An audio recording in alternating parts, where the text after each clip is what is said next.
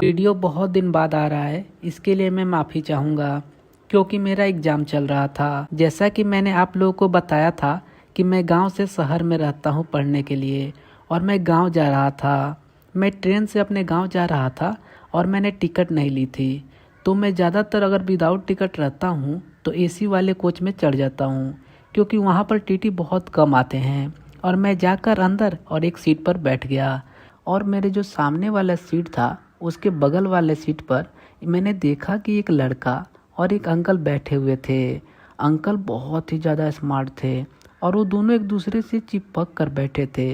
कभी एक दूसरे का हाथ पकड़ रहे थे तो कभी एक दूसरे से चिपक रहे थे। मैं देखकर फिर अनजान बन रहा था और उन लोगों को लग रहा था कि मैं उन लोगों को नहीं देख रहा था। अंकल दिखने में तो बहुत ही ज़्यादा स्मार्ट थे और अंकल की उम्र करीब 55 साल के आसपास होगी।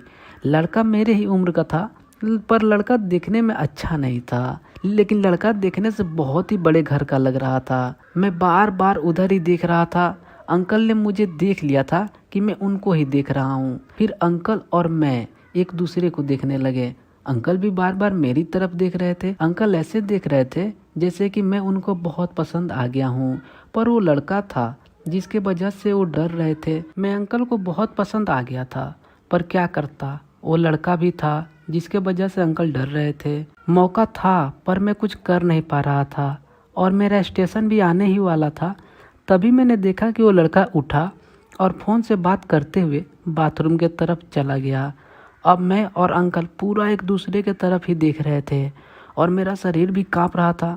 मन तो बहुत कर रहा था, लेकिन मैं सोच रहा था आखिर करूँ क्या करूँ। तभी अंकल ने मुझको इशारा किया और बुलाए। मैं उनके पास गया और वो मुझसे पूछे कि कहाँ जाना है, तो मैंने बोला कि बस मेरा स्टेशन आने ही वाला है। उन्होंने पॉकेट से पेन निकाला और मेरे हाथ पर उन्होंने अपना नंबर लिख दिया और फिर मुझको गले से लगाया और तुरंत हट भी गए। फिर मैं भी वहाँ से हटकर और दरवाजे पर आ गया और उनके साथ वाले लड़के वहीं दरवाजे पर खड़ा होकर और फ़ोन से बात कर रहा था और मुझको घूर घूर कर देख रहा था।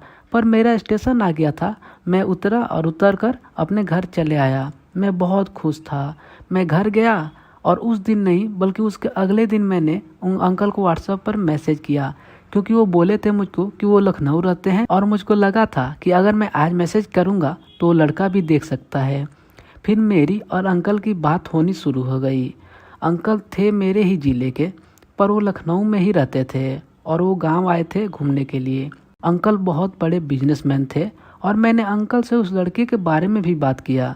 तो मैंने पूछा तो अंकल बता रहे थे कि हाँ, वो लड़का मेरा दोस्त है और मैंने उसको गांव लेकर आया था ताकि वो गांव भी घूम लेगा।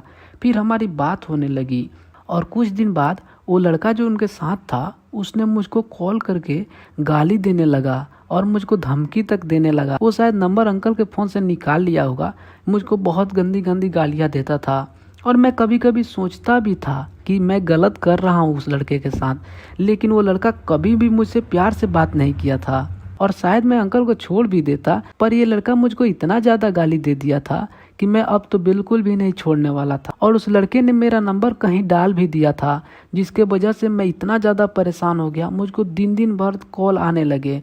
मैं बहुत परेशान हो गया।